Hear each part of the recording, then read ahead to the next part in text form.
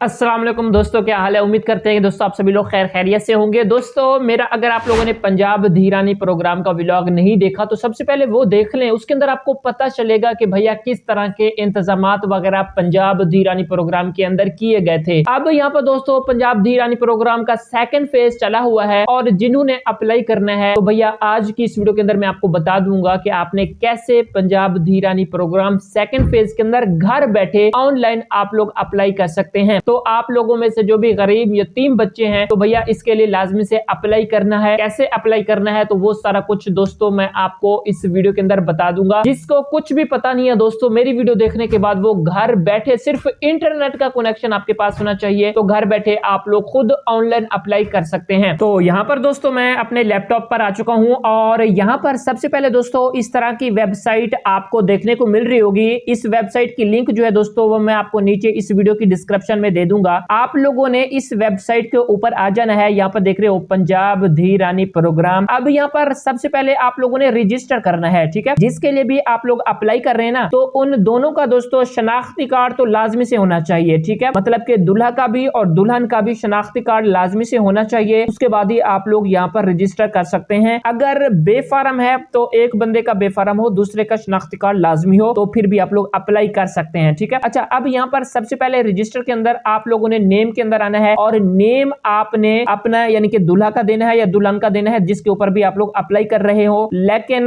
बेहतर यह कि भैया आपने दुल्हन का नेम ही यहाँ पर लिखना है। दुल्हन के नेम पर ही आपने यानी कि इसके अंदर अप्लाई करना है। उसके बाद यहाँ पर दोस्तों CNIC है, मतलब यहाँ पर आपने अपने आईडी कार्ड का नंबर इंटर करना है और ये आईडी कार्ड का नंबर जो है आपका बगैर डैशेस के होना चाहिए। डैशेस वगैरह आपने इंटर नहीं करने। उसके बाद डिस्ट्रिक्ट है, आपका कोई भी डिस्ट्रिक्ट है तो वो आप लोगों ने यहाँ से चूज करना है। अब यहाँ पर दोस्तों मैं आपको बता रहा हूँ कि ये मैं लैपटॉप के ऊपर करके दिखा रहा हूँ, बिल्कुल सेम मोबाइल फोन के ऊपर भी आप लोग ऐसे कर सकते हो। उसके बाद यहाँ पर तहसील के अंदर आ जाना है, ठीक है। जो भी आपकी तहसील होगी, ठीक है, वो आपने चूज करनी होगी। और जेंडर कि भैया जिसके ऊपर आप लोग अप्लाई कर रहे हो, दुल्हन के नेम के ऊपर आप अप्लाई कर रहे हो तो वो फीमेल होगी, अगर दूल्हा होगा तो मेल होगा, ठीक है।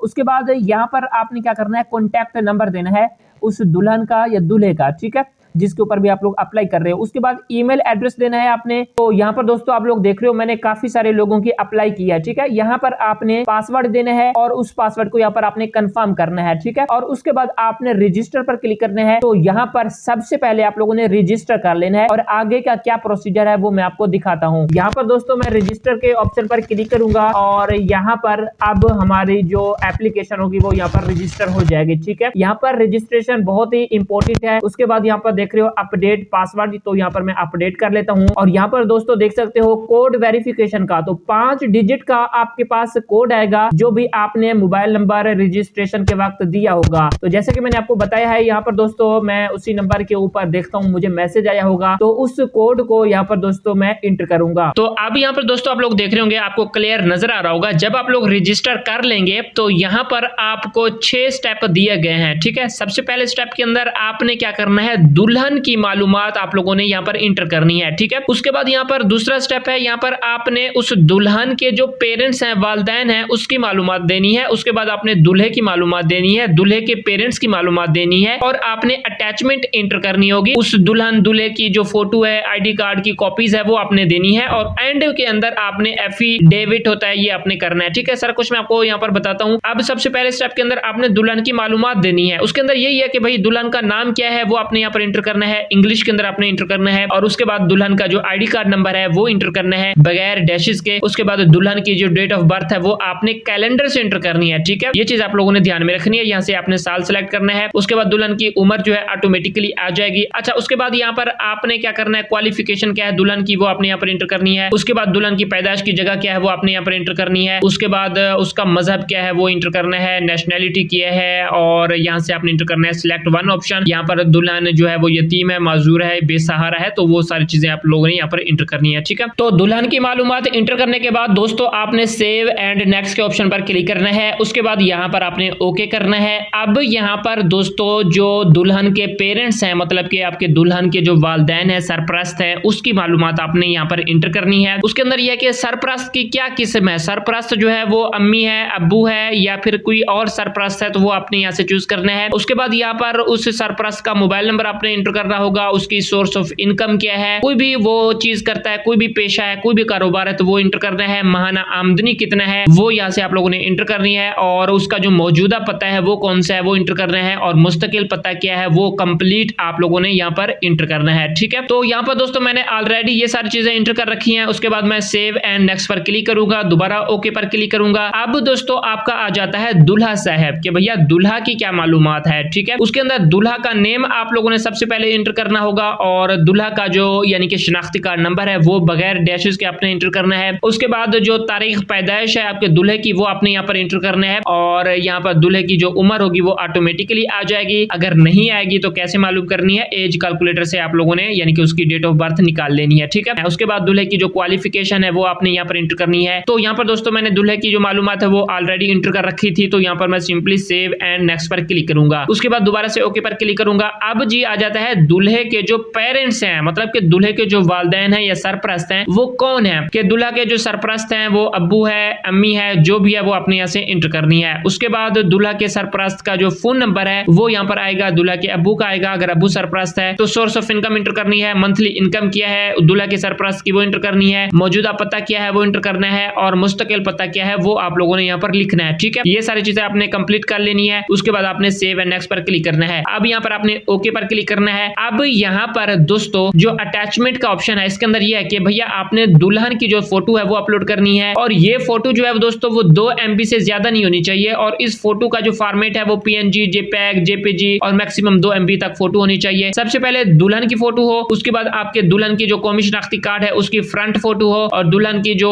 मतलब कि कौमी शनाख्ती कार्ड की बैक फोटो हो। उसके बाद दुल्हन की जो अम्मी है उसका फ्रंट फोटो हो, और दुल्हन की अम्मी का यानी कि बैक फोटो हो, और उसके बाद दुल्हा की तस्वीर हो, और उसके बाद दुल्हा की यानी कि ID कार्ड है या बेफरम है उसको अपलोड करना है। अगर दुल्हा का ID कार्ड नहीं है तो आप लोगों ने क्या करना होगा, बेफरम की फोटोज को आपने अपलोड करना है। उसके बाद यहाँ पर दूल्हे का जो वालिदैन है उसके ID कार्ड की फ्रंट फोटो, बैक फोटो ये आपने दोस्तों अपलोड करनी है। अपलोड कैसे करनी है, चूज फाइल पर आपने क्लिक करना होगा। यहाँ से आप लोगों ने फोटो कंप्यूटर के अंदर लाके रख देनी है, और यहाँ से आपने अपलोड कर देनी होगी। ठीक है, ये सारा कुछ करना है। सेव एंड नेक्स्ट पर आपने क्लिक करना है, ओके पर मैं क्लिक करूंगा। यहाँ पर देख रहे हो ये सारे डॉक्यूमेंट जो है वो यहाँ पर अपलोड हो रहे हैं। उसके बाद यहाँ पर दोस्तों जो आखिरी स्टेप है ना, एफिडेविट का बयान हल्फी आपसे ले रहे हैं कि भैया ये सारी चीजें जो है वो आपके अंदर होनी चाहिए। अगर ये सारी चीजें हैं तो आपने इसको यहाँ पर टिक करके तस्दीक करना है कि भैया वाकई में आप लोग जो है वो गैर शादीशुदा हैं, कोई मुजरमाना रिकॉर्ड वगैरह नहीं है। तो सारी चीजें आपने पढ़ लेनी है। उसके बाद आपने सिंपली सबमिट पर क्लिक कर देना है। सबमिट पर क्लिक करने के बाद दोस्तों यहाँ पर आपने थोड़ा सा वेट करना है, और आपकी जो एप्लीकेशन होगी वो यहाँ पर सबमिट हो जाएगी। ठीक है, यहाँ पर आप लोग देख रहे होंगे जो दुल्हन की मालूमात है, दूल्हे की मालूमात है, सारी चीजें दोस्तों आपको यहाँ पर मिल जाएंगी। अब आप लोगों ने क्या करना होगा, ट्रैकिंग बार के अंदर आना है, और यहाँ पर आपने अपनी एप्लीकेशन को ट्रैक करना है। ठीक है, यहाँ पर देख रहे हो ना, इस तरह का ट्रैकिंग बार आपको देखने को मिलेगा। ये जो एप्लीकेशन है दोस्तों वो ऑलरेडी अप्रूव हो चुकी है, तो इस वजह से मैंने आपको इसके ऊपर समझाया ताकि आपको अच्छी तरह से समझ आ जाए। और इस ट्रैकिंग बार को आप लोग देख रहे हो ना, PSC से अप्रूवल जब मिलेगी तो भैया आप ऐसे समझ लो कि भैया आपका फिर काम हो गया है, आपको दोबारा से वो कॉल करेंगे, सारा कुछ करेंगे। ठीक है, तो दोस्तों यहाँ तक था भैया सारा प्रोसीजर मैंने आपको यानी कि बता दिया कि आपने किस तरह से धीरानी प्रोग्राम सेकंड फेज के अंदर कैसे रजिस्ट्रेशन करनी है, सारा कुछ दोस्तों मैंने आपको समझा दिया है। तो भैया आप लोग घर बैठे ये सारा काम कर सकते हैं। अगर फिर भी आपको कोई मसला आता है, कोई आपको प्रॉब्लम आती है, तो दोस्तों आपने डिस्क्रिप्शन के अंदर कमेंट बॉक्स आपको दिया गया है, उस कमेंट बॉक्स के अंदर आप लोग कमेंट कर सकते हैं। आई होप दोस्तों आपको वीडियो अच्छी लगी होगी। मैं मिलता हूँ दोस्तों आपसे नेक्स्ट वीडियो में। अपना रखिएगा दोस्तों बहुत सारा ख्याल। अल्लाह हाफिज।